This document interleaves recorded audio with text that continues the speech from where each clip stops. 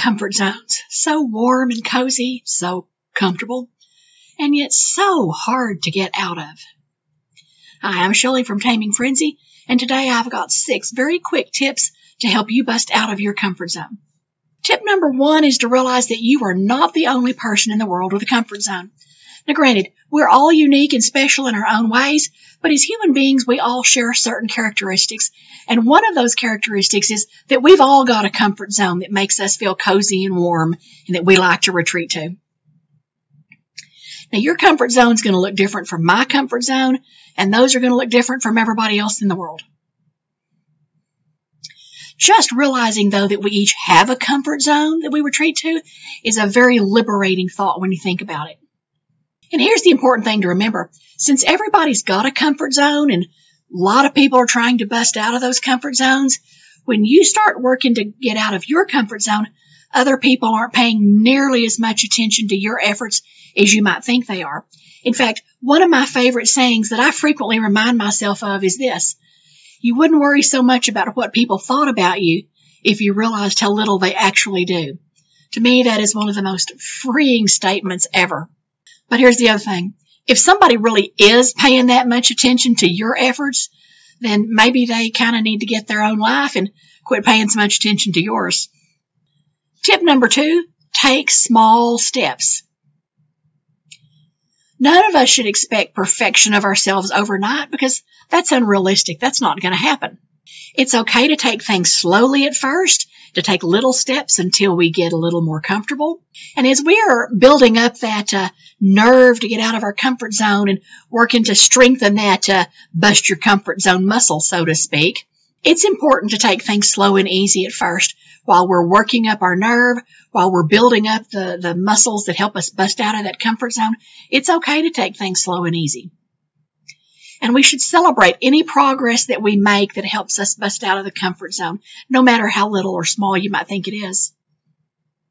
As we take little steps, the next steps get easier and easier. And as we take a series of little steps, we get the confidence and the courage to take a little bit bigger steps. And then at some point in time, we can look back on the progress we've made and realize we've actually come a pretty good distance from where we started out with. And that's definitely something to celebrate. Tip number 3, do uncomfortable things in a comfortable environment. Now, this makes sense if we think about it. It's kind of a way of having our cake and eating it too. But say we want to try something different. Maybe we might get a friend to go with us while we try something new and different. That would give us someone who's on our side and is supportive to lend us a little bit of moral support. Say, for example, that you've never been quite confident in your cooking skills. I've never been real confident in mine. My husband is the better cook at my house. But if that's something that maybe you're struggling with, what you might do is to try a new recipe or a new technique, but do that in the comfort of your own kitchen where you feel comfortable, where you know where things are, and not try those things for the first time when you're having maybe new company come around. Try them in the safety of your own home with your own family, where if you make some mistakes, it's going to be okay and it's going to be forgiven. I'll give you another personal example. I used to hate being on video. I mean, despise being on video, primarily because I didn't look like a 20-year-old supermodel, but I used to do everything I could to not get caught on camera or in photographs. Now, while I don't just love doing video now, I've kind of gotten past a lot of that because I'm not a 20-year-old supermodel, and probably anybody watching this is not looking for a 20-year-old supermodel.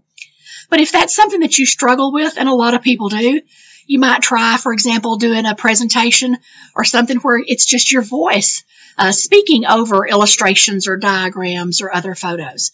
That might be a way to kind of ease into that without having to show your face at first as you build up the confidence to do that.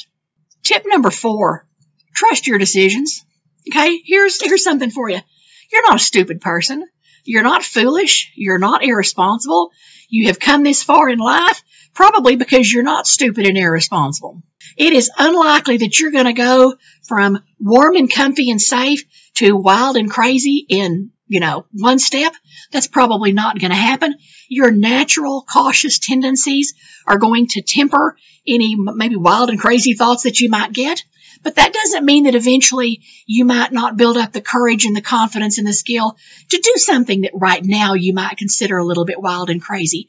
You might one day decide you are going to jump out of the airplane. I won't be with you, but you might decide to try jumping out of the airplane, and you may at that point have developed enough courage and confidence that what seems like a wild and crazy idea now is just the next natural thing for you to try. The thing to remember is that in between cautious and comfortable and wild and crazy, there are going to have been a series of other steps in between there in the middle. Tip number 5, allow your comfort zone to expand slowly if need be. There is nothing that says you have to do a 180 change overnight. That's not necessary. It might not even be smart. Try something new, something a little bit different. And then the next time, try something else that's maybe just a little bit bigger. As you take those series of small steps and push that comfort zone out just a little bit at a time, it'll get easier. You'll develop courage, you'll develop confidence, and you'll see your comfort zone expanding. You will also develop a lot of confidence by doing that. And then number 6, have your own reasons why you want to expand your comfort zone. Now, I'm generally the first person to tell people you don't have to do something just because somebody else tells you you do. Okay? After all, you're a grown woman. You are able to make your own choices and your own decisions. I fully support that. But you might have somebody in your life encouraging you to step out of your comfort zone. Now, that also doesn't mean that they might not have some good reasons for encouraging us to do that. But here's the thing. Their reasons are their reasons. You need to look deep and to dig deep and examine and come up with your own reasons why you might want to try and bust out of your comfort zone and try doing some new things to expand your horizons a little bit. Somebody else's reasons are perfectly fine for them, but unless you have your reasons, then at the first time when things get tough or get difficult or you have a setback, their reasons will not be enough to encourage you to keep continuing on. For that, you need something personal that's coming from inside. And those have to be your personal reasons and motivations. That's what will keep you going when things are tough. That's it. Just 6 simple little tips to help you slowly bust out of that comfort zone and build up your courage and your confidence as you work to expand your horizons while you're expanding your comfort zone. Be sure to watch the other videos in this series on comfort zones. And in the meantime, go tame some frenzy.